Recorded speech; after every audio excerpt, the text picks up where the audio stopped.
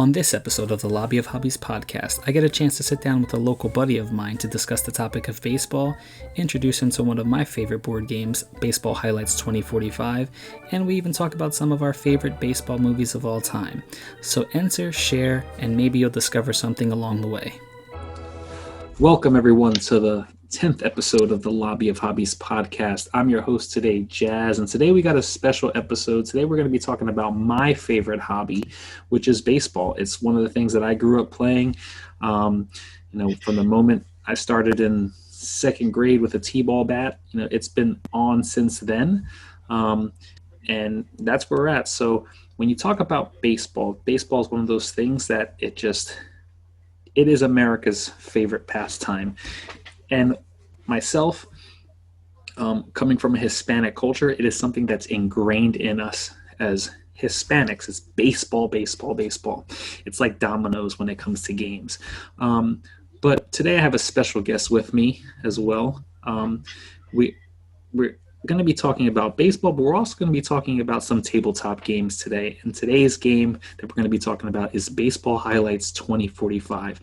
So without further ado, let me introduce everybody to my guest. His name is Brian Brodsky, which is a local buddy of mine. Brian, how's it going today? It's going, man. I really appreciate you bringing me on. It's awesome what you and Judge are doing, and it's awesome to listen to the podcast and what you're presenting to the community and all the people that you're reaching out to. It's an honor and a blessing to be on the episode and to be on the 10th episode, man. That's awesome. I appreciate it. Thank you. Hey, man, it's been a work, it's been a work in progress. We're trying to do our best every time we get together, but thank you for accepting the invitation. And I know you're a big sports fan, and I know baseball is one of your things we talk about all the time. So, without further ado, let's jump right into it. Right. So, yeah, Brian, my first question for you today. I have a list of questions. All right. Personal questions. We're going to talk baseball questions and dive into it. Yep. So, tell us a little bit about yourself. Family, children, pets, anything like that? Yep. I have a beautiful wife named Carly that, we've been together since 2006. We got married in 2008. I have two wonderful pain-in-the-butt boys, a 12-year-old named Zachary, and my 8, who's soon-to-be 9-year-old son, Benjamin. Both baseball players, both athletes in all types of sports. They keep us busy. We have 3 cats in the house, and we have a puppy. That was our COVID baby, the puppy, who's almost 5 months. So it's a zoo. It's literally a zoo. Cats chasing dogs, dogs chasing cats, get the dog's leash on, headed to baseball, 2 games, 2 practices, the 2 of us splitting in different directions. We're each like Scooby-Doo. When he gets scared, we split off into 8 and then come back into 1. But that's my family. That's my family in a nutshell. So that's awesome to hear. And, your boys, I know they're a pleasure when I get a chance to be around them and to interact with them, talk sports with them, which is awesome. Like kids at such a young age, they love talking sports. And, I know baseball's a big thing for them, and I know you're always shooting me those texts to see how they're doing when it comes to sports and, their travel baseball. So it's awesome. And I know I've had some run-ins with your youngest, Benjamin, when it comes to tabletop games. I'm sure we'll probably get into that a little bit later. But absolutely. Here at the Lobby of Hobbies, we talk a little bit about everything. So outside of, baseball and tabletop games, what other things are you into when it comes to hobbies? So I usually, if I have time, which is usually the 4 weeks between Christmas and like the middle of January before baseball starts up for the boys again, I try to spend time building like 1/24th scale model muscle cars. I build them, I paint them. My dad worked on cars when he was young, and when I was younger, he always fixed our cars. So I kind of know my way around cars a little bit, but to kind of put something together with your hands, you're painting it yourself. I just recently got an airbrush. So I'm teaching myself how to airbrush. So I know you and I both have friends, and we're in a big text thread where people are painting minis and getting into all that kind of stuff. I dread that, so I just kind of stick to the plastic model cars and get the painting, my paint fix that way. I usually let the boys see the car, and then they tell me the paint design that they're looking for, or the colors that they're looking for, and then we kind of rock and roll from there. But that, watching movies, watching baseball movies. There really isn't a lot of time in our house as for video games, as much as I would like to play some video games. And then coaching youth sports, and then tabletop games. I'm a very old guy. No, that's awesome. Like I said, I was never much of a painter, growing up. I did enjoy art class and stuff, but I never really got into model, hobbies, hobby building model cars or planes or stuff like that. So is that something that you were introduced to, like from your dad, or anything like that? Yeah, my dad introduced that to me when I was like 9. And it actually stems back, like, if you remember the old GI Joe vehicles from like the late 80s, early 90s, when you bought them you had to put them together. Yeah. So we would sit with the directions, and you would have to put them together and then put the decals on. And he did modeling when he was a kid in the 50s and 60s with the plastic models. So then it just kind of carried over. I had started it when Zachary was real little, just like as a baby, just to get some alone time in the basement. And then as they got older, they would come down in the basement and they'd say, "Well, why can we do this color? Can you do that color? Can I paint this for you?" And it just kind of snowballed from there. And then I had never had an airbrush, and all of our friends were talking about getting an airbrush and getting airbrushes, and that's what they do the minis with, and this and that. And my dad was like, "You know what? You're painting models. I think I'll get back into it." So he set himself up an area recently in the basement to do some painting and this and that. And then he went and bought himself an airbrush. I just have a basic Badger airbrush. It does what it does. It's good for what I need it to be. There's some world-class people out there that make these cars so hyper-realistic. For me, it's more of a relaxation thing. Give me a half hour in the basement, like just something for me to do with my hands to get that anxious energy out, do some problem solving if parts aren't fitting right or whatever. And then, hopefully when the final product is done, you're looking at this car with this paint job or this gloss paint job, and you're like, you know what? I did a nice job here, just something. I usually sit down in the basement, and I've got a USB speaker playing. I've got some music going on. Carly knows where I am. The kids know where I am. The cats know where I am. The dog knows where I am. Everybody knows I'm in the house. It's just give me a half hour. Give me 40 minutes. No, that's awesome, because now you're inspiring me. I know one of my biggest things when it comes to hobbies, I've got some minis games, not necessarily miniatures war type stuff, but like games like Blood Rage and Rising Sun, things like that. Board games with minis that I've been dying to just jump into painting one day. I've got the paint, I've got the brushes, I've got all that stuff. I know we've got a local friend, Ron Shad from over at I know Ron. Board Games that we know, and he's big into it, and he paints some incredible minis. And I guess just like the podcast, it's been an idea of mine for a while, and I had people say, just do it. I think I just got to do that when it comes to the minis.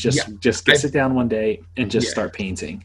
The thing that scares me about painting the minis is, and this is the reason why, like, I don't do cars or vehicles that are related to television or movies, because if it doesn't come out perfect, then you notice something, or someone else that looks at it will notice something, and it'll be a glaring thing that you'll see in front of you just for like forever.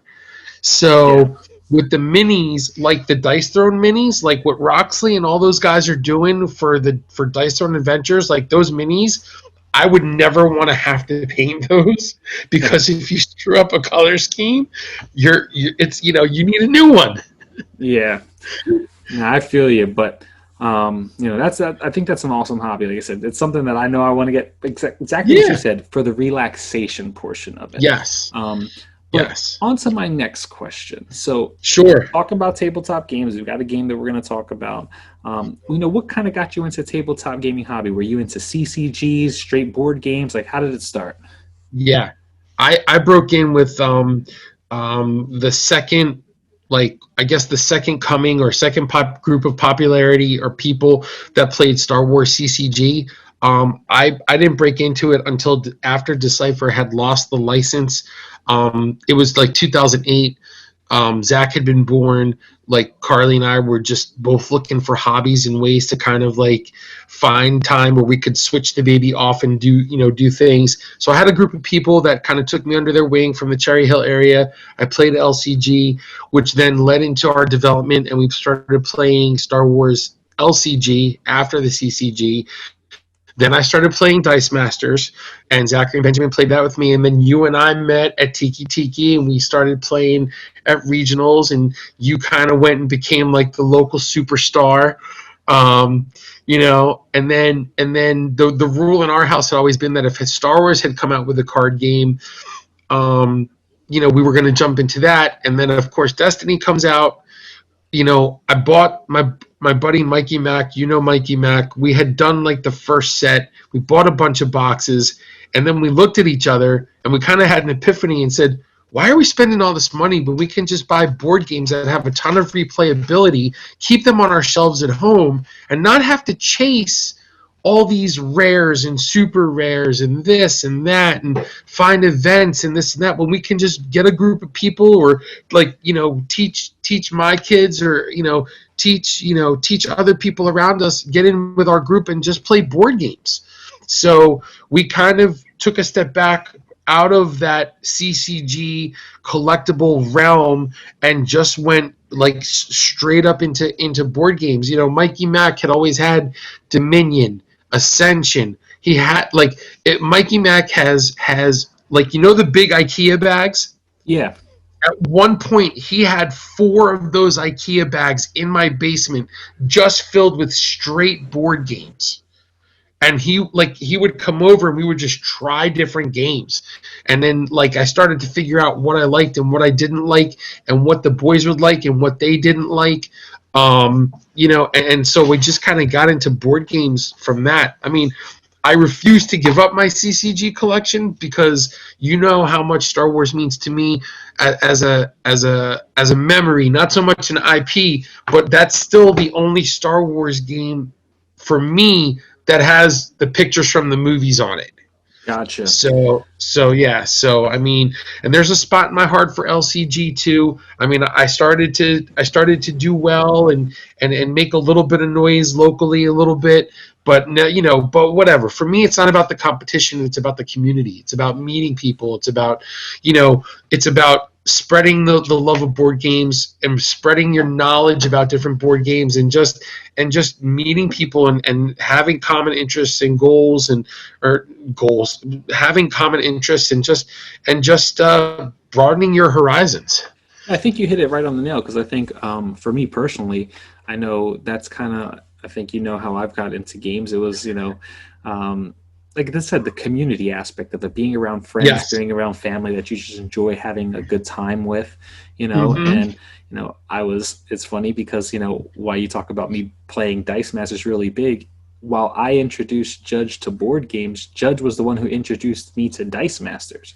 He was the one who was big into as a kid. He was more introduced to things like Magic the Gathering, Right. and Yu-Gi-Oh. And he didn't play competitively or anything like that. It was one of those games that he did play as a kid, as a teenager. Right.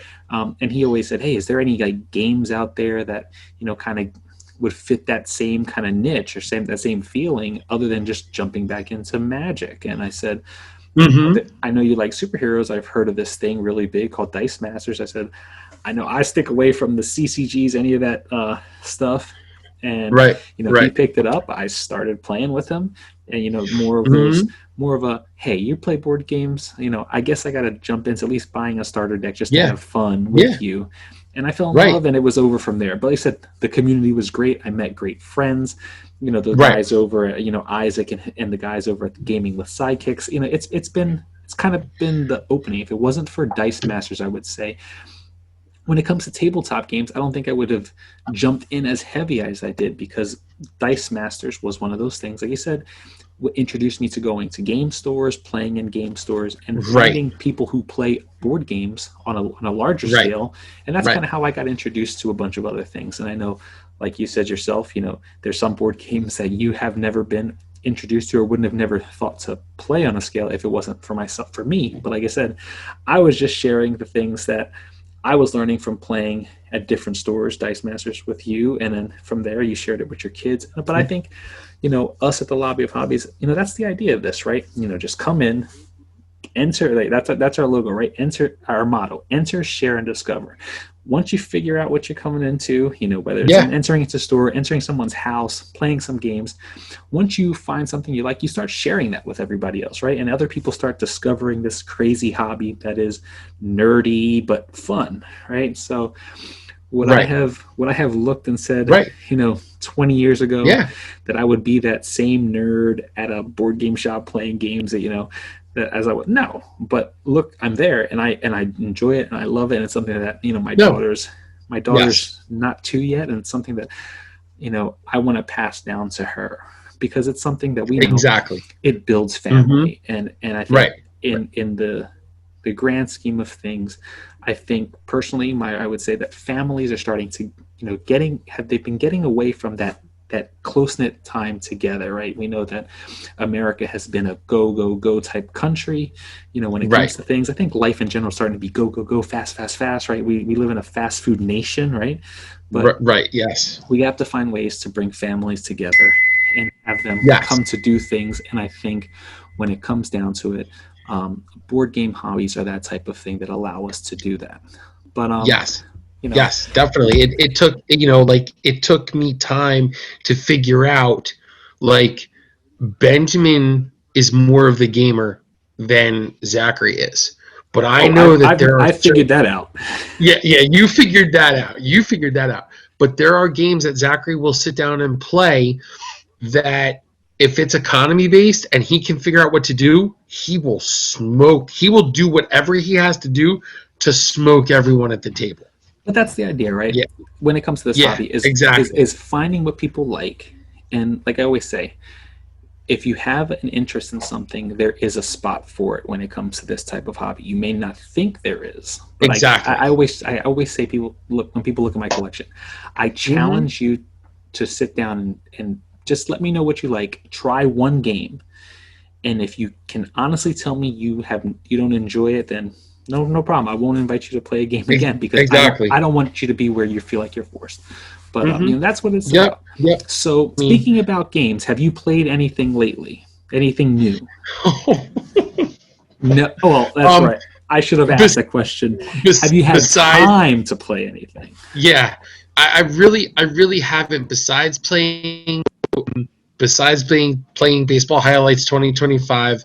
I think really the last... Oh, wait, no, I'm sorry.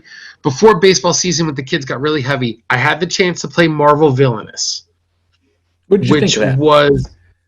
It was outstanding. It was really unique in the way... I've never played the original Disney Villainous. Okay, but I haven't played either. Yeah, so from what I understand from Disney Villainous, you're kind of... Your villain has their track and you don't really interact. But with the Marvel one, you do interact. So, like, for instance, my buddy Joe Mays was playing as Thanos. Well, Thanos has to send out the Black Order people to the other villains. There's ways for him to plant the stones on other characters, and then they have to battle those other characters at the other person's villain to then bring the stone back to Thanos. So if he attaches the stone to a character, the character can then move across the other person's board and play keep away. Awesome. I mean, I was playing as Taskmaster, and Taskmaster has all these little noob villains, all these like 1 power, 1 health, 2 power, 2 health villains, but they get boosts when they're spread around the table to other people's boards. So, like, spreading his network of spies and villains.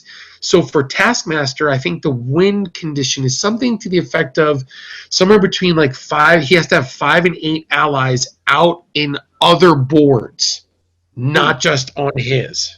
That sounds interesting. So I gotta definitely check that one out. it definitely is interesting. I've played that. We got Roll for the Galaxy to the table, which of course you and I have talked. Mikey Mac made up our own house rules, but still, we just kind of generated something to kind of make it a little bit more fast paced. That was fun. We got what's the new one from Gloomhaven? Jaws of the Lion. Jaws of the Lion. Gloomhaven, yes. We got Jaws. Yep. We got Jaws of the Lion because Joe is a big Gloomhaven guy, and so Mikey Mac and I had kind of were like, yeah, hey, can you kind of show us, teach us what to do here, like with the books, with the map, so we played that. That was cool, and then we got Sorcerer City to the table again. So I've had Sorcerer City now, the chance to play that with my family, and thank you Sidekicks for that. But then I've had the opportunity to take it out into the wild, and my buddies were like, "Oh, this is really cool." This is between the tracks and laying the tiles and trying to make things work with the different colors. And Joe had another buddy there, and his 9-year-old daughter was there, and she was into it. So that's really the last. That was I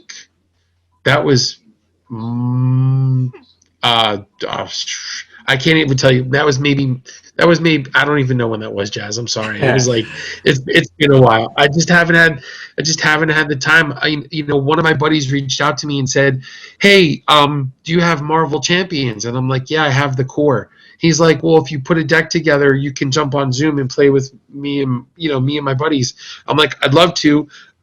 I'll try to find out when." And and then I've got like these 6, and I know 6 is a really no number for people that collect board games and do that, but I've got like these 6 Kickstarters out there, and I'm like, oh God, I can't wait for games to start coming in. So segueing into you talking about Sorcerer City, which is a deck builder, I think that plays in great with our game for today that we're going to talk about, which is Baseball Highlights 2045, designed by Mike Fitzgerald and published by Eagle Griffin Games. Now, this game's a deck builder. I will start off by saying it is probably my favorite deck builder when it comes to the genre, and I will probably say I am on the definitely on the bottom of the totem pole when it comes to that, because I know a lot of people will mention many other deck builders, but for me, it's really not even the theme of baseball that makes this for me.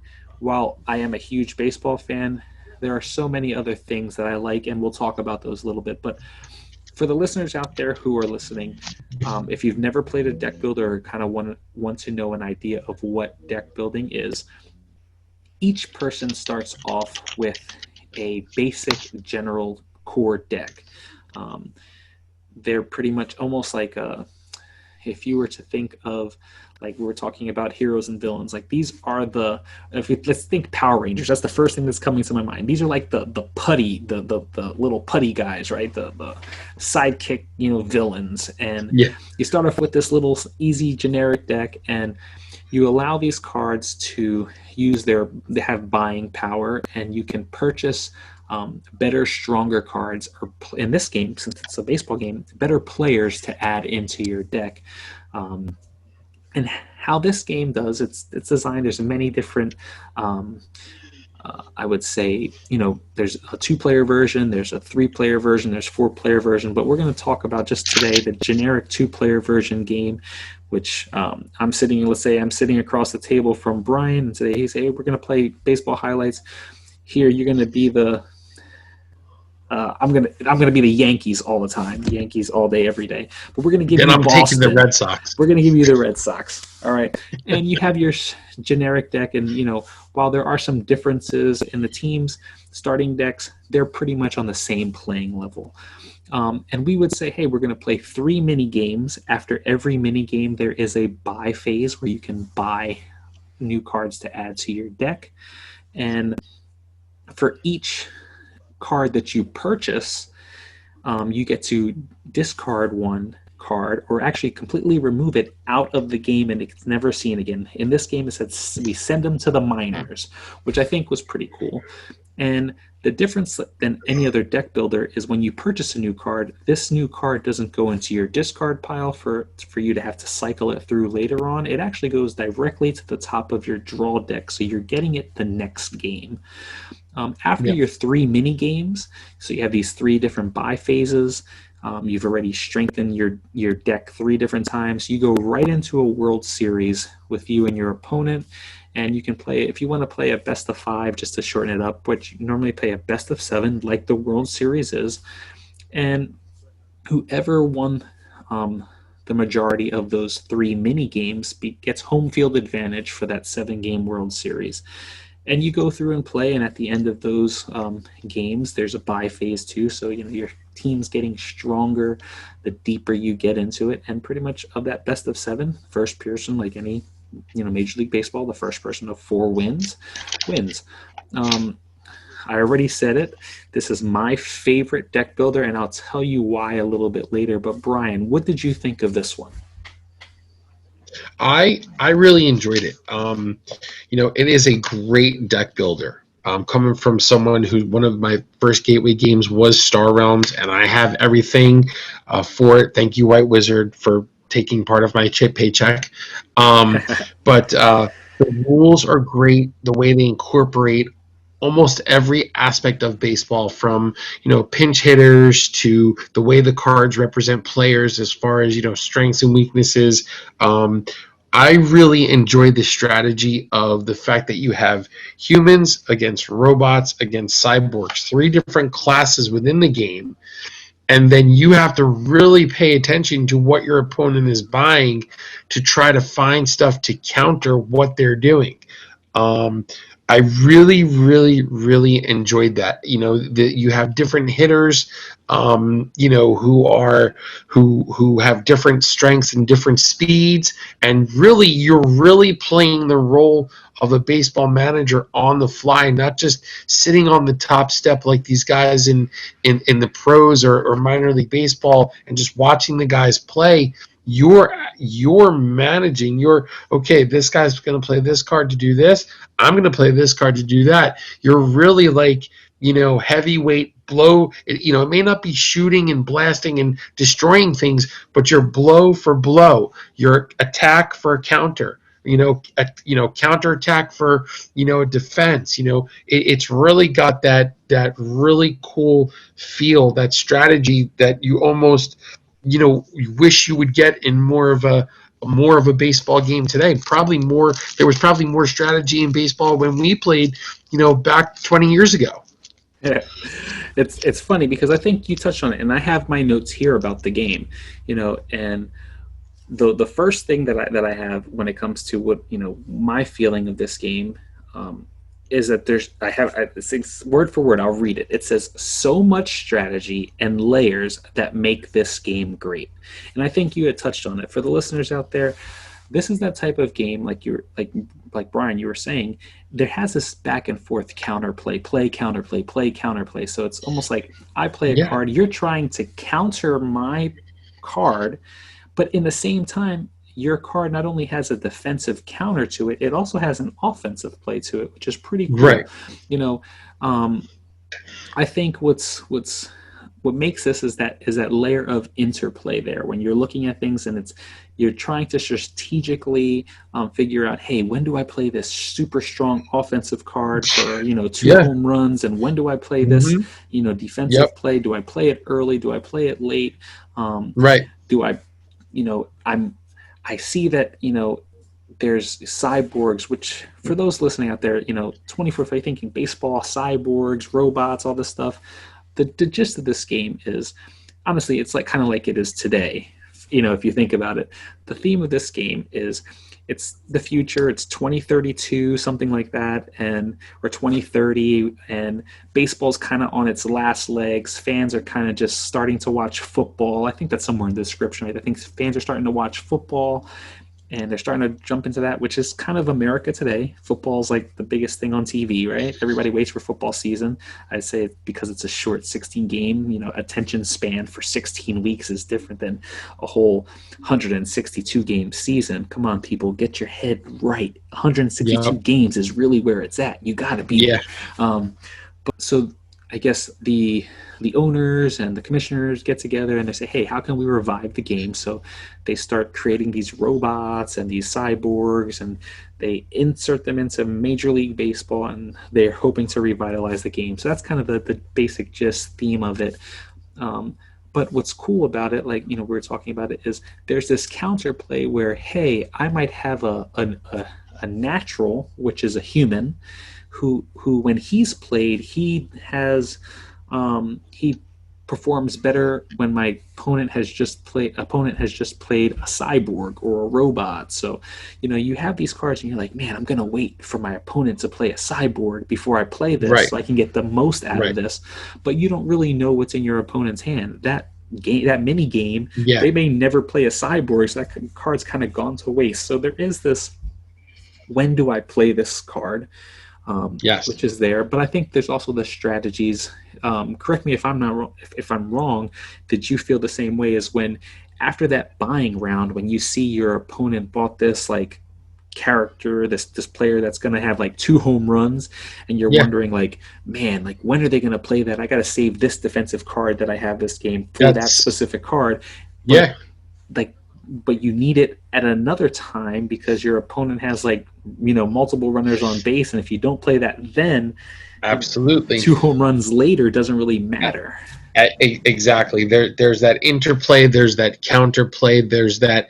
So, like, me, when I play games, I kind of imagine it and play it out. So when Mikey Mack and I sat down for the 3-game series, I ended up with a bunch of weak ground ball hitters and 1 home run guy. So I'm spending the time trying to just get guys on base and then get this power guy up. And he's, I'm trying to get these little guys on base, and he's like, counter, counter, counter, counter, and just froze me out. And if it was a 3-game playoff series, I would have gotten blown out. There's definitely, it's multi-layered, like you said. There's so many layers to it, and that's not even the core box. Doesn't even have all the teams. Yeah, which is pretty cool. I think I know for myself, for those that are listening, if this is a game that sounds like it's something that's up your alley, or it's something that interests you, check it out. Run over to boardgamegeek.com. Go on YouTube. There's plenty of videos about this game. There's plenty of playthrough for this game that you can actually check out and see it in person. There is an app for it on the iPhone. This app is in the Google Play Store, so this is something that you can purchase there as well. It's not a free app. You do have to purchase a couple bucks, maybe $3. But what's cool about it, and I will be honest, I've had this game for a few years on my phone, and it wasn't until recently, because it's in the layers, is that this game has an online mode where you can play people online, and you can play your friends. You have their username and actually play them in a game. I was always playing this game just against the computer AI, which was, I feel kind of dumb at this point, knowing that I had this game for so long, and I have some friends that I wasn't introducing it to more friends so that I can actually play against them online. But again, this is definitely not the first deck builder that I would bring out, only because I think there are going to be those people who just don't like baseball, so they're not going to be open to the idea of even playing it. But for those that have been playing the hobby, have tried deck builders, have been playing other board games, whether you're a baseball fan or not, I definitely think, because of the strategy within this game, this is something that you would at least give it a try. Now, while I personally think understanding how base runners work in baseball, knowing that if a guy gets a single, you can have a guy score from second base, and this has those layers of that type of things where you have slow runners, average runners, fast runners, and there's a strategy of where's a fast runner at, because fast runners can take an extra base. So if they hit a single, if the card says a single, fast runners actually hit a double because of their speed. And there are those layers, But I think this is one of those things where if you sit down with a person who is completely, new to the terminology of baseball, this is just like any other board game. You explain to Right. them the key words, what they mean, and they're able to understand it. All in all, while learning the game of baseball, I would think. Yeah. Yeah, Um, definitely. There's not, and I don't mean to cut you off, but oh, you're good. I've looked. There's not a lot of baseball games out there. A lot of them are roll and write games or dice rolling games to bring in the probability and chance. There's not a lot of baseball games out there that are as layered like an onion as this game is. So Layered like an onion. You made me think of Shrek. um, there's and I've looked with my kids. I've looked. I've even tried to find a copy of the old Catico All Star Baseball with the spinners. Um, you know, but to me, the more I play it, the more I sit and think about it, the more I think about the night that you and I played, and then playing against Mikey back. I'm like, oh man, I could have done this. I could have bought this guy. I should have bought this guy. I should have done this. I should have seen him buying the cyborgs. I should have just countered the cyborgs. There's so much interplay and so much strategy. It's something that you want to come back to. Yeah. What I personally like about this game is while it isn't it's a pretty much a two-player game at heart, but what's pretty cool is you can have a game night around this. It's have if you have four players, which is four players is ideal for the perfect game night of any board game in the modern tabletop realm. But you have a thing of four players, and you say, hey, each person pick a team. We'll have a little tournament. You have your little mini series. You play each guy.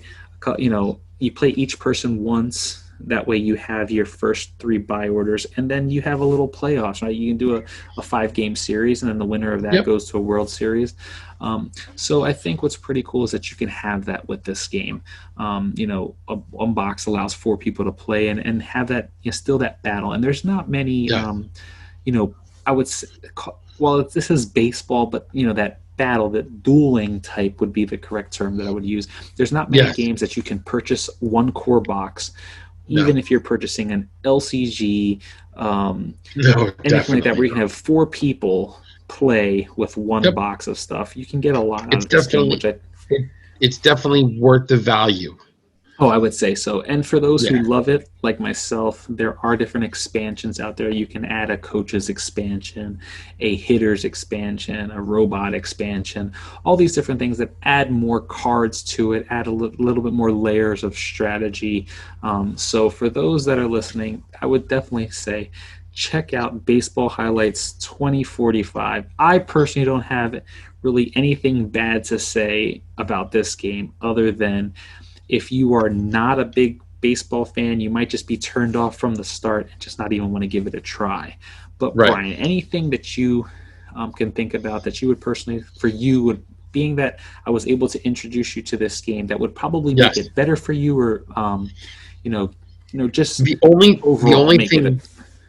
yeah, the only thing I wish they could do, and I totally understand, being someone who worked in professional sports back in the day and was a sports management major, I wish there was a way they could incorporate real players. Like make Fernando Tatis Jr. a cyborg, because he literally is a cyborg. Like just to bring in some of these real players might actually tug at people who pay attention to the game more. We're all emotionally connected to different players across different generations, and even if you're not a baseball fan in the deepest of sense, there are household names out there that Barry Bonds, Ken Griffey Jr., people out there, and I think if they could figure out some way to use some real players, it might just enhance it that much more, because now you're bringing in people's emotions. Oh, I can see that. I definitely can see that, and I think with the licensing thing is always an issue, right? But Right, absolutely, and I totally get overall, that. I do like that, because I think with most games, like, a lot of people who are new to any hobby, or when they see something that they can relate to or familiarize themselves with, they're more inclined to give it a try. Now, there are those that are within the hobby that would probably say, not necessarily that's a turnoff to them, but it would also make them question it. The reason being is that there are so many types of games that get pasted on with an IP, whether it be Star Wars, Disney, something like that, just to sell the Yep. game. And in the end, the game really is Yep. terrible, or it flat out sucks. So Yes. I think, Yes. and I We've all think that experienced that. for those that are in the hobby, sometimes they don't give games even a try because of the IP and the licensing, and they're like, oh, they're just doing that to sell, so there's gimmicks. So Right. I think that it has its pluses and minuses, but for those that are listening, Yes. there are real name players in there, but they're not necessarily, Barry Bonds. It might be, you know, Chris Bonds, and Yes. so they take a first name of one player and they pair it with a last name of a famous player, and Yep. they do it Yep. that way. So instead of like Albert Pujols, it's Albert Jeter and Derek Pujols, and those types Yeah. of plays. Yeah. So they found ways to kind Yes. of, I think, to play on that. But that's a good one. I think that's a really good thing that would probably, like you said, get more people into it. Now Yeah. you brought up the player Fernando Tatis, which we were able to talk about this game. So since we talked about this game, baseball highlights, let's talk about some baseball. All right. Um, Sure. so we can't just talk about baseball highlights and not talk about baseball, especially this 2020 season, which has been some kind of crazy season. We're in the last week of the season, right? Sunday is going to be Yes. the big day where you figure out what 8 teams from each league are going to make it to these playoffs. It's been a sprint to the end, right? Not the marathon that we're used It to. is. But what's been your take on this shortened baseball season so far? Are you enjoying it? You not liking it? What do you think? I've I've always wondered, being a guy that played football growing up and watched both sports. I always wondered what it would be like if there was a sprint of a baseball season, and we got it. And I'll tell you what, it's like the 162 game season. I do. I like, you've got the cold days in March, the dog days of summer, and then everything rolls into October, and it's the teams that have the least attrition and least injuries, and which rookies step up that actually, make it to the end. But this sprint has been really interesting, and I think it's been really interesting to see which teams where the management have gone all in and they want to win right now, and which teams just keep bringing up rookies to see who's going to fit for the future and kind of taking a step back. And then, which teams brought up rookies last year and the youth solidified themselves, and now those teams are just out of this world, just beyond anything I thought I would ever see in my lifetime. I would agree. While I don't think, in my head I ever thought that I'd ever see baseball having a sprint to the postseason. Never. I know myself, playing baseball, playing, at very high levels, but being, travel baseball, like you said, you as a parent, you and your wife are going separate ways. I remember what that was like when I was traveling to this state. My brother was traveling to this state, just Yep. to play in tournaments, and whether week long tournaments, weekend tournaments, sometimes 2 week tournaments, where we were in other states, and we're playing tournaments from this state on our way to go to another state to play another tournament. Yeah. Yeah. But so I understand that sprint of maybe having a quick spring season, a summer season, a fall season, and Yes. understanding how those things played out. But seeing Major League Baseball, I never thought I'd see it this way. But I've been very intrigued. I've been enjoying it so far because, like you Yes. said, I think from one aspect, I think people who are not big baseball fans, I don't think they get a chance to appreciate the coaching aspect that comes along with what it Yes. is to take a team to the playoffs. And coaching definitely has to be different this year, right? You don't have Yes. those games where you can say, "Hey, I'm going to sit this guy a couple games, give him a rest." It's just been like bang, bang, bang. I know some of these teams have been playing 10 games in a row, 12 games, 10 games in 12 Consecutive days, double headers. which is exactly consecutive double headers, which is unheard of, and it's Yeah. like, if you have a double header, you have your best player playing one game, your best lineup playing one game, and then the next game you have, just your reserves are in just to give her, but it hasn't been that way. You're seeing 2 games Yep. back to back with your best lineup out there. And we are definitely in a sprint. We know that the National League is definitely who's going to be in that top 8 is like four to 6 teams fighting for those final 2 spots, those wild card spots. Yep. But it has been interesting. I have been enjoying it. I want to say it's almost like having a lengthened postseason. I look at it because of how the coaching has had to take it a turn this year.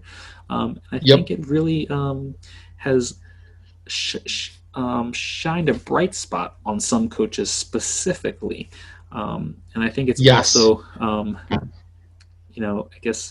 I guess dimmed the light on some coaches in my personal opinion.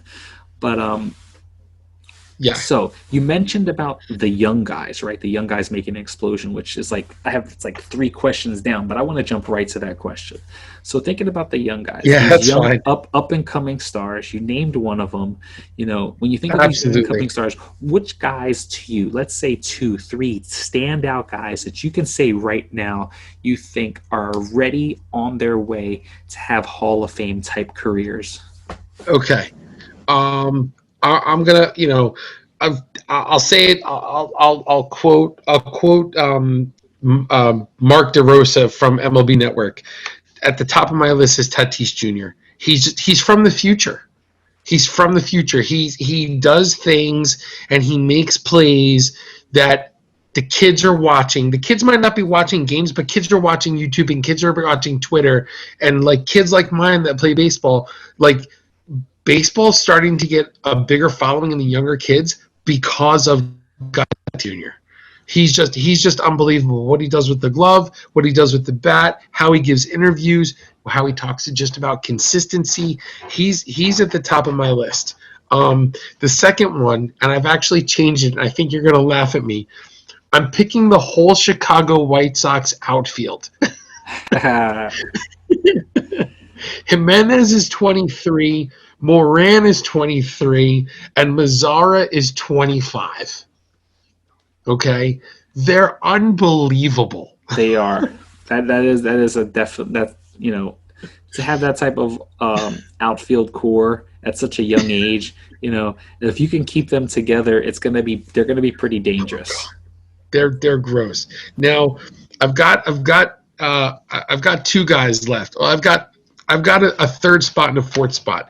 So, my family and our stature. Nobody in our house is taller than 5'8", right? And we're built like pineapples. Let's face it. So Benjamin's nickname actually for this baseball season with the Rams has been La Tortuga. He's been the turtle. So there's a kid that came up with the White Sox with the Blue Jays. He's only 21 years old. He's a catcher. His name is Alejandro Kirk, and he just smoked your Yankees recently. Yes, he did. He's 5'8", 265. He's a riot. He went 4 for 4 with I think 2 singles, a double, and a home run. I don't know if they're going to keep him up. But if this was a cup of coffee for him, I hope he lands someplace because I think he's got a real shot to be at 21 years old. I hope he's not a flash in the pan, but I think he's got a shot to be a major league hitter somewhere. And then I do have one more spot. I've got your boy Soto on there. I've got Juan Soto. He's a thorn in the side of every major league. National League and National League East team, out there, and I'm right there with him. I have your other boy Acuna Jr. Yeah.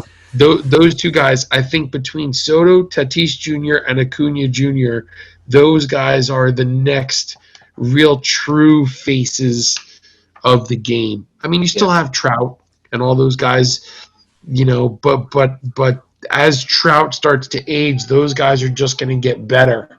I would agree. And that's where my list definitely at the top is Fernando Tatis Jr. The guy, like you said, he's from the future. He is, he's a force to be reckoned with.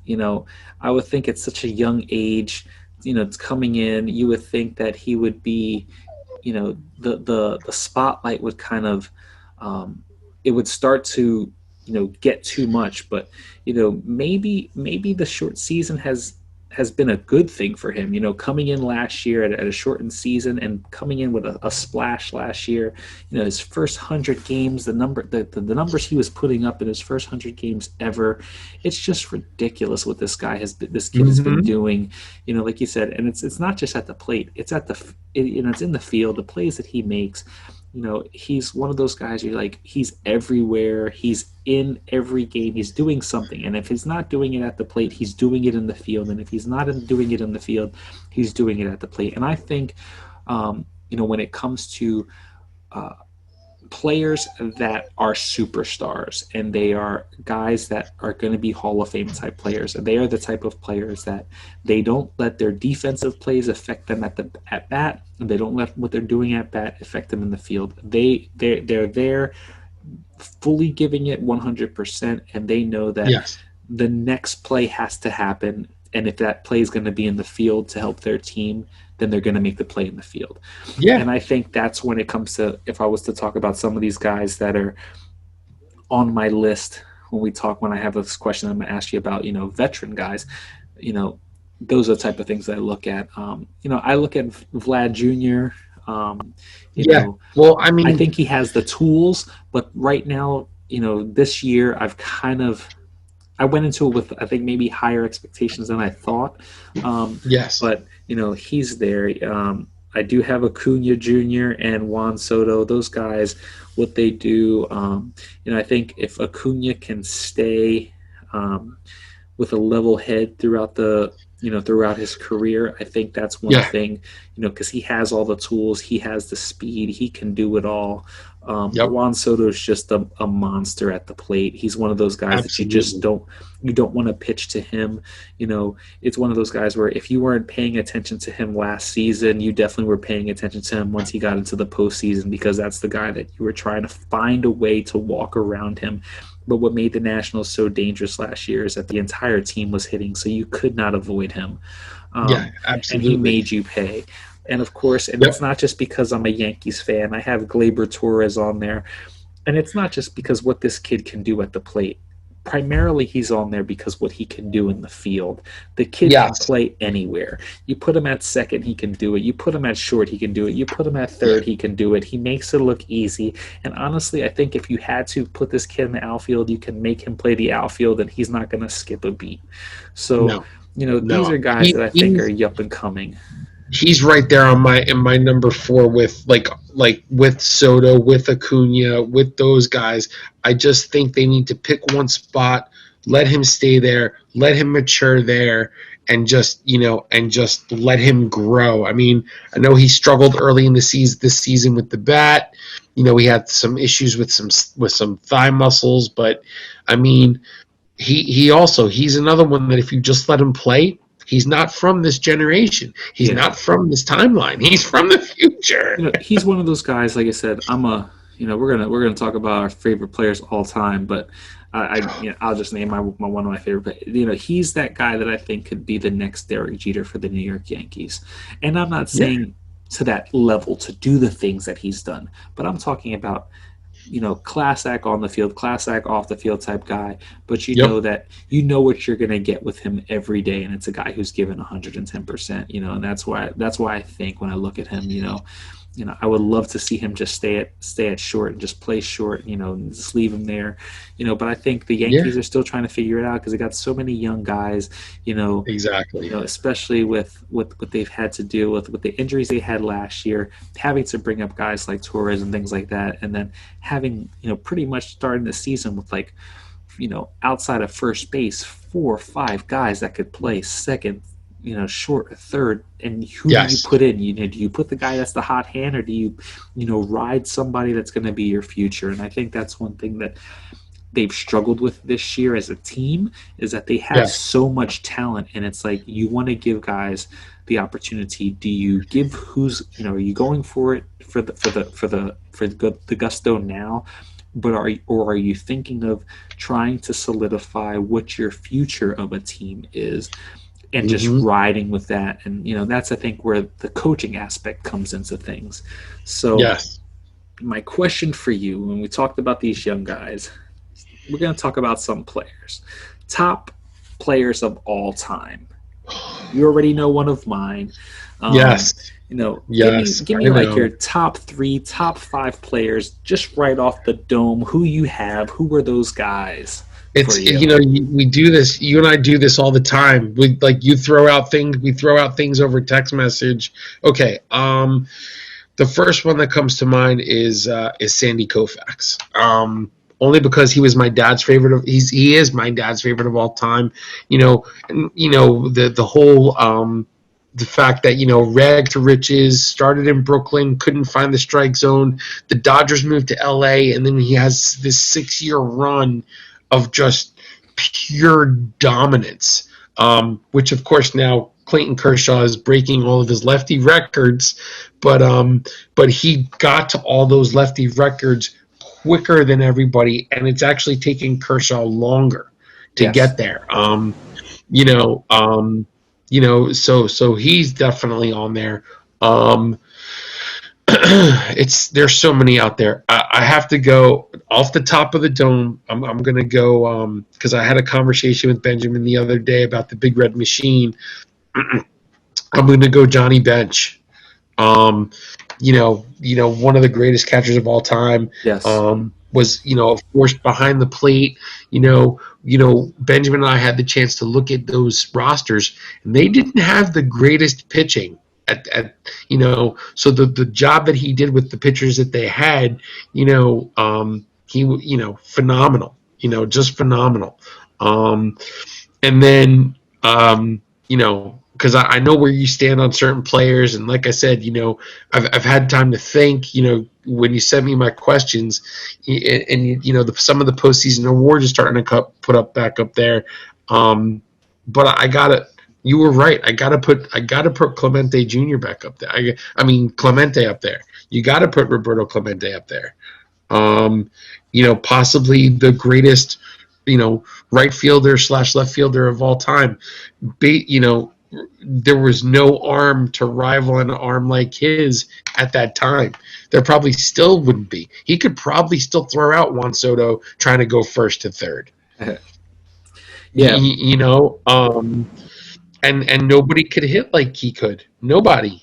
It's the world lost a great human in the late 70s when everything happened with Clemente.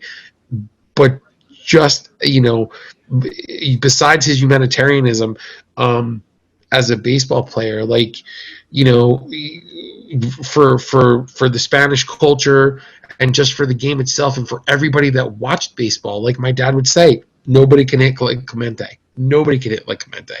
The Mets pitchers at that time, you had Kuzman, Seaver, Nolan Ryan, you had all those guys. They hated facing Clemente. Everybody hated Clemente because he was that good. Yeah, because he's definitely on my list, and I think that's one of the things that I grew up was with. I didn't get a chance to see Clemente. Of course, he was before my time, but it's one of those things that even pre-YouTube and things like that, when there was a Clemente documentary or they were talking baseball on TV and it was Clemente, I would sit down and watch just because of the stories that I had and my dad would tell me of who this guy was and what he did. And, my dad was a bigger, football and basketball fan, but, growing up and playing, and just did play a little bit of baseball, but growing up and knowing about Clemente, that was his favorite player. And I learned a lot of who he was, would read his documentary, and read his biography, And it was one of those things that I grew to appreciate who he was, and the more and more I Yes. would watch his highlights, like you said it, there's not a player even to this day that could probably rival all his 5 tools. And if you talk about the epitome of a 5-tool player, Clemente is that. He would you pitchers had to work to get him out, because you could throw your best pitch to him on an 0-2 and he's finding a way to spoil it, and to fight to see another day. He's finding a way to hit that bloop single, and a lot of times it wasn't a bloop single because the guy could just rope line drives everywhere on the field. I think he's one of those type of players that unfortunately we would not know how great he would not he could have how great he would have been when it comes to all the guys in baseball history, because he's one of those things that he came up in a time where there was just the through segregation, and not only Hispanics, African American players at times who were great for their teams, but when it came down to it, didn't always get the recognition when it came to awards and things like that. Right. Clemente is one of those guys who put up the numbers and would have and should have been an MVP much earlier than he actually even got the titles. But I have him. I have Bonds up here because Bonds, hands down, is probably in my eyes the greatest hitter to ever, step foot on the face of this earth. And Derek Jeter, because he is Mr. Baseball to me, and yes, he is also Mr. October. Sorry, Reggie Jackson, that title has been taken. He's Mr. October and Mr. November. So I know ladies, when they're putting their calendars together, Jeter is both, the pinup man for these ladies' calendars in October and November. Yes. But yeah, when I think of October and postseason baseball, Derek Jeter is the guy, the plays that he makes, and he's maybe not the most athletic guy, the guy who is gonna rip the ball, but he was a guy who made a play when you needed it. He was, and people will probably want to smack me over the top of my head when I say this, but when I think of players in sports, he is that type of Michael Jordan player. And I'm not saying the greatest ever to play it. I'm talking about the clutch player that when it came down to you needing a play to be done, you didn't look to anybody else. You were waiting for Derek Jeter's opportunity to come up. Like you said, the hyper-focus. Yes, he could have been 0 for 3 coming into it in the bottom of the ninth. You weren't scared to, he could have been 0 for 3 with 3 ugly strikeouts in the bottom of the ninth. You were happy to see Derek Jeter up at the plate because you knew that he had the potential to change the day, which many times he did.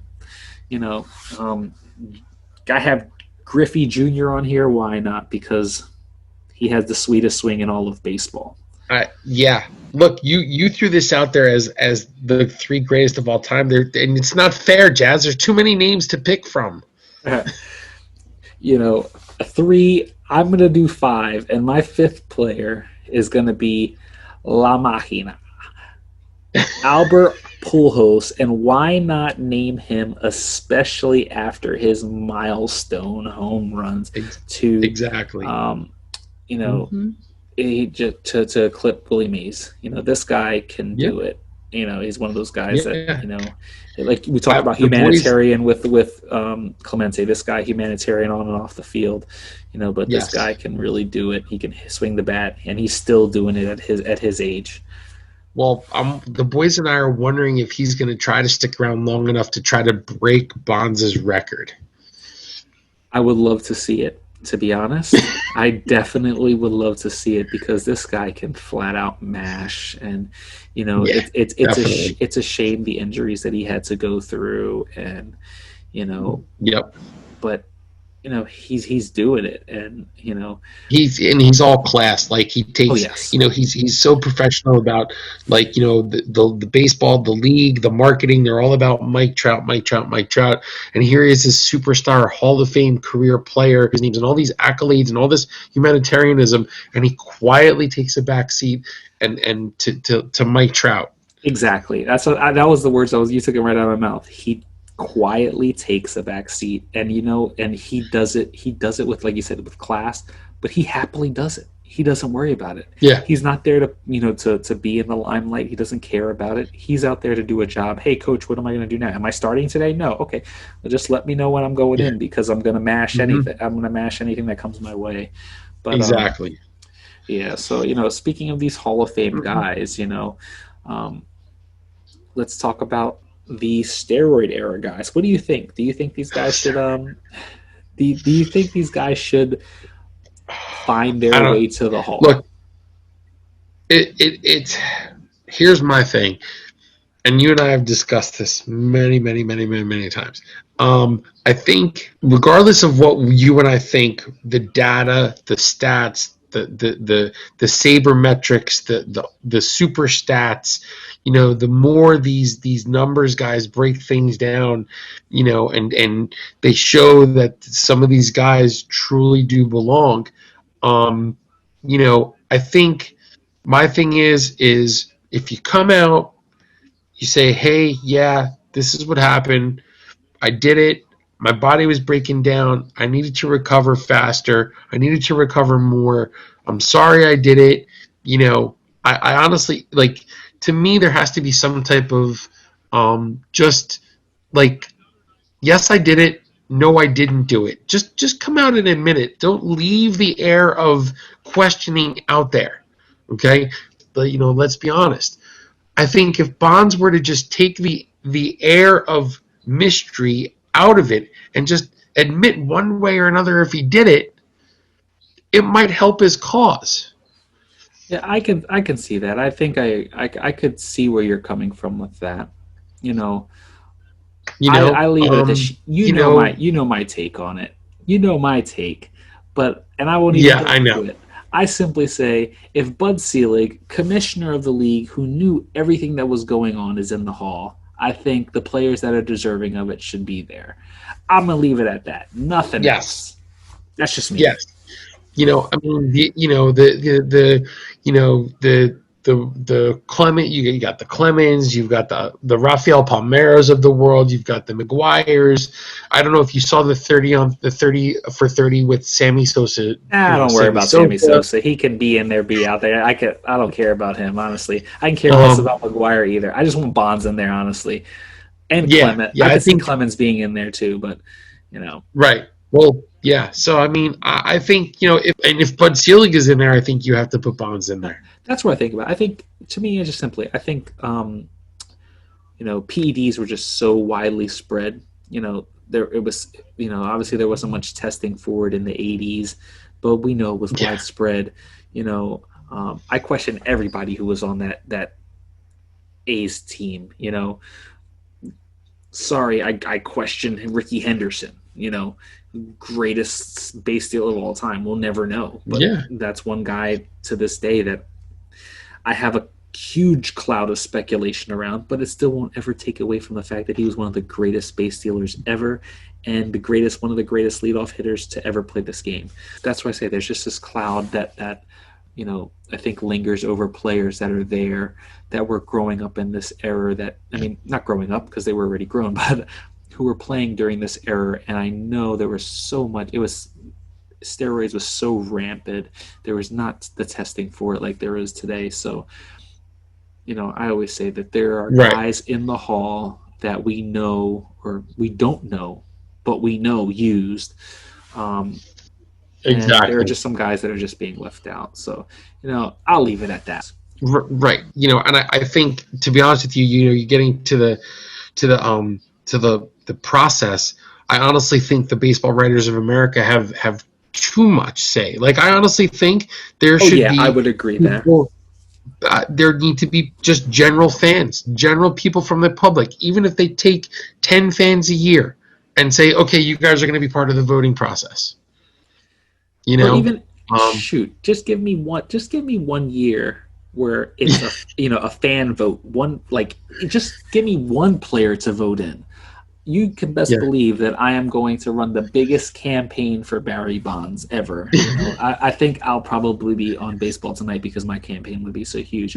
Where I'm going to get the money for the campaign, I have no idea. Yeah. I might have to get some Trump money or something. I have no idea, but Exactly. But before we close out, because we're kind of rounding out our show, but how could I'd be remiss if I didn't talk about baseball movies or TV shows or something like that. But Of course. baseball movies.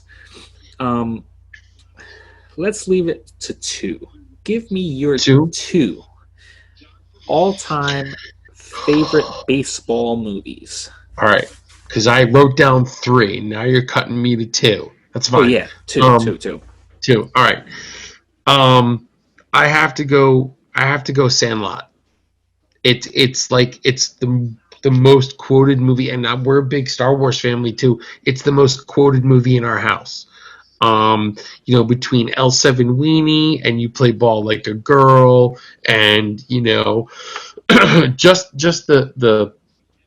the fact that it's a bunch of kids playing baseball in a sandlot, making memories, making friendships. It's about community. It's about summertime. It's about Wendy Peppercorn. It's about Wendy Peppercorn. It's just that, to me, it's that quintessential summertime sports movie trope, but it's kids, and it just, to me, it teaches friendship. It teaches tolerance.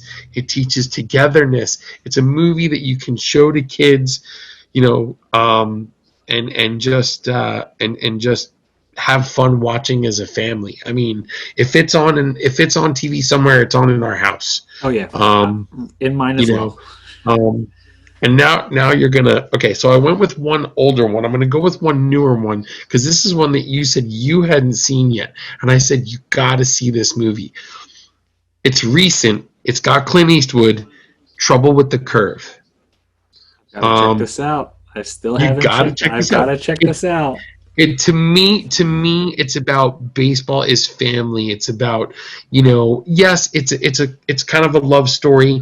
There's a love story involved. The wife will like it. Justin Timberlake is in it. Amy Adams is in it. She does a great job. And of course, Clint Eastwood is Clint Eastwood. It's got a nice happy ending, but to me, it's about baseball being family.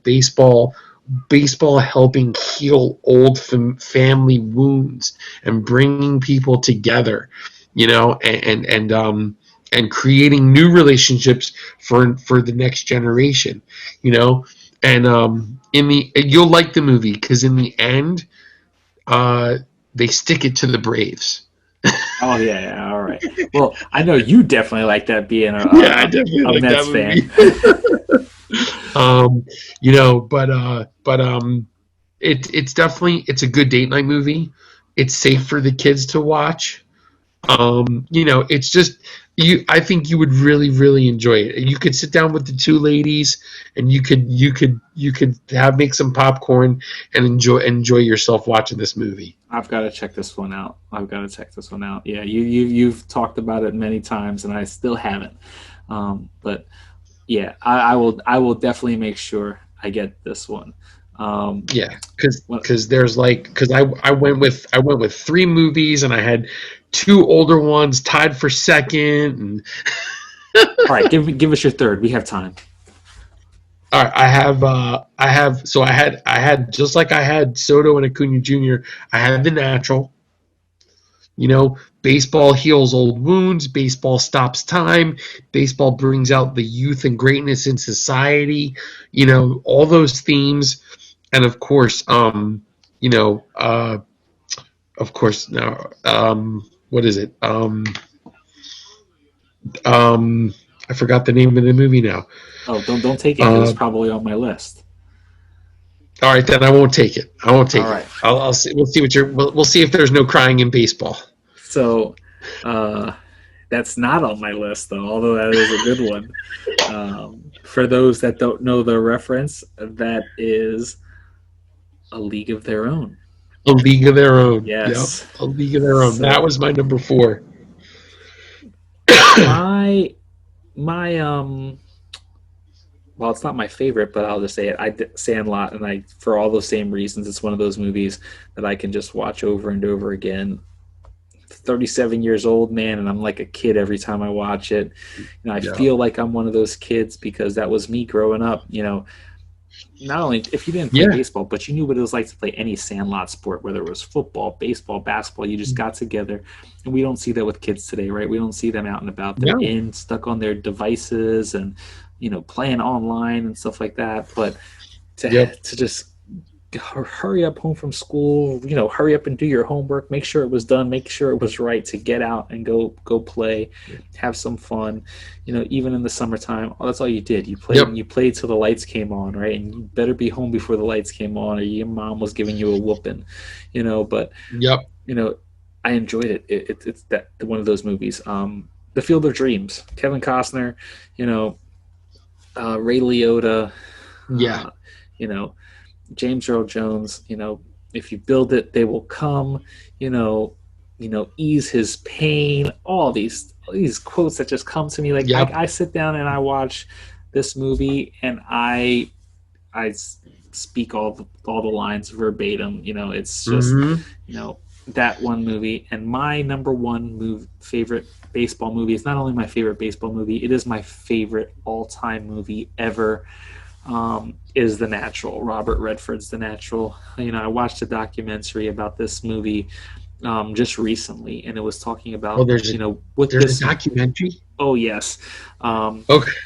Check it out. I forget the title, the full documentary. It is called The Natural, and then there's like a subtitle, but pretty much talks about what this movie did for baseball, because at the time there wasn't really many Hollywood baseball movies that did it right, and these guys did it right, being coming up with a small movie, having a small company producing this movie, but having this super all-star cast, and they had some guys that were first time actors that became superstar actors later on, so they got them early in their career. This is like their first big movie role, but a love story. For those that, if you're looking for a date night movie, yes, it is an older movie, but man, this movie does it.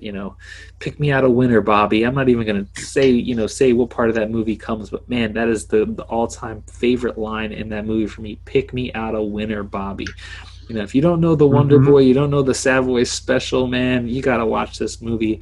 The things that happen, yes, it's sometimes a little bit over the top, but to see a guy who was a young kid coming up, the next superstar player, unfortunately, something happens. I won't even speak on what it is, that he doesn't get the opportunity to make it to the big leagues, but he finds a way to eventually have that opportunity later on in life. And man, does he not, take that second opportunity for granted. It is a feel-good movie, so a lot of these sports movies, we know how they end, but man, you've got to watch this movie. There's one of these, losing is a disease. That's all I got to say. Leave it at that. And that's one of my favorite quotes, and I take it into life with me, no matter what, whether it's sports. If you're losing at anything, it's a disease, because man, it just it eats you up. It doesn't go away until you do something about it. And I think that's that's one of those like lifelong lessons that I learned. When it comes to losing, whatever you lose at, it beats you up, it knocks you down. Playing board games, you lose, it makes you feel like crap sometimes, but you're never going to change it unless you do something about it, right? So that's that quote. So yeah, I gave you a couple different quotes. If you want to know where they're from in the movie, you got to check it out. It's The Natural. It is my favorite movie. It's a really good movie. Oh man, it's awesome. It's really good. But Bri, so yeah, it's been an honor, man. I thank you for coming on. Although we look like rivals, we're on to the Subway Series episode here.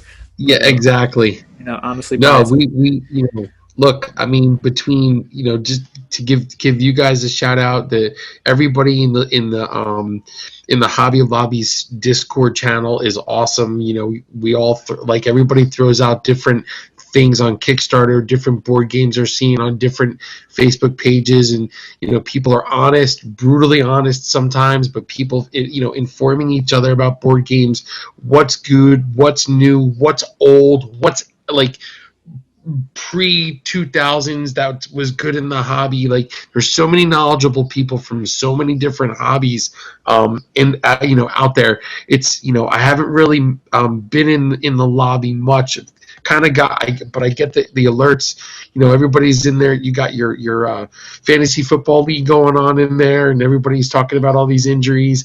But as someone who's still finding their way through the hobby and still trying all different mechanics, it's cool when I can throw out a Kickstarter and say, hey, what do you guys think? And they say, well, if you like this game, then you'll like this game, but you'll say, well, this fills that niche for me. I don't think you need that one, Brian, because you've got that one. No offense to any game companies, but like, there's just so many knowledgeable people. And then the Hobby of Hobbies Facebook page, it's you guys are creating a media empire.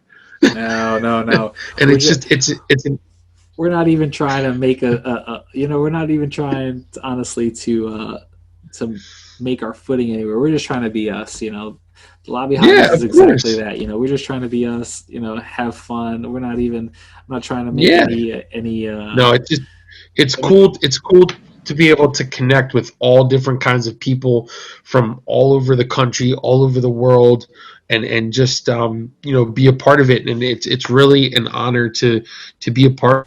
Honestly, it's been an honor. Like I said, the Lobby of Hobbies. Yeah. We're here. We're just talking about the things that we like, and sharing it with people, and while we're not trying to one up anybody or be better than anybody or doing anything like that, we're just trying to do what we love. Like, same way, if this inspires people to do something, or to start their own board game, empire, and then they get bigger than us, hey, all power to you, because it's about just getting together and doing the things that you love and talk. Right. It's been great. Here we have our Facebook group, the Lobby of Hobbies Facebook group. We have our Facebook page, the Lobby of Hobbies podcast. Our podcast is on anchor.fm/Lobby of Hobbies. We're on Instagram. We're on Twitter. You name it, we're there on some kind of social media plug. If you do it, we don't do TikTok. I'm sorry, that's not my thing. I kind of limit myself to certain things. I'm already spread thin, but honestly, it's an honor to have the people that we get a chance to honestly connect with, to play games. Yeah, definitely. And to all the people out there, like, especially if you're a young dad or you're a dad, and I've kind of tried to promote. I've tried to cheer dads on that are getting their kids into board games, and find out what your kids like, find out what mechanics they like, find out what they're willing to try, what they're comfortable with, what they're not comfortable with. And, no matter how old you are, no matter how old your kids are, and I'm sure a lot of, you can find ways to get your family going and get board game nights going and create memories within your house with board games, and it's something that I try to do between sports seasons and when seasons are over, and we have a good time with it. So don't be afraid to get out there and try, and definitely reach out to these guys at Hobby of Hobbies and ask them about board games, ask them about strategies, ask them about mechanics, because I still reach out to these guys about nobody's an expert. I'm not an expert. So, I mean, you're right. He's not an expert. That's why he's about to give us a cease and desist order, because he called us the Hobby of Lobbies. I'm not trying to get no cease and desist. We're the Lobby of Hobbies, Brian. Come on. I'm not trying to have this big $multi-million craft store come down on my neck saying I took their name. But no, not nothing. No, just messing with you. But on a real note, Brian, thank you so much. We are honored to have you here with us, on this episode. Yes, it's our 10th episode. We made it this far. For some, probably said it took us longer than it should have, but hey, we trudged through it. Through this pandemic, we did it. But yeah, check us out on our social media platforms. All the links will be in the description. But check us out. and again, invite you to come in, enter, share, discover with us what it is you like. Hopefully today we were able to talk about something. Maybe want to check out Baseball Highlights 2045. Maybe you found out about a new movie. Yes, The Natural is the greatest movie ever made. That will be my next podcast episode. Simply All in the Natural. I'm going to do a full. You're gonna play every single character. I'm gonna find a movie critic, to come in and we'll just dissect that movie now. Nice. But maybe it's a movie that we talked about. Maybe we talked about baseball. Whatever it is. If there's something that you enjoyed or something that you wanted to, even get an opportunity to say, we have an opportunity for you to say your piece. You can leave us a message at anchor.fm/lobby-of-hobbies/messages, or drop us an email, the lobby of hobbies @gmail.com, or check us out on our Facebook group. Find us on Facebook, and we are more than open to get back to you, get in touch, talk to us about anything. Again, thank you for being with us, and we'll catch you on the next episode. No problem. Tip of the cap, buddy. Got you right over here.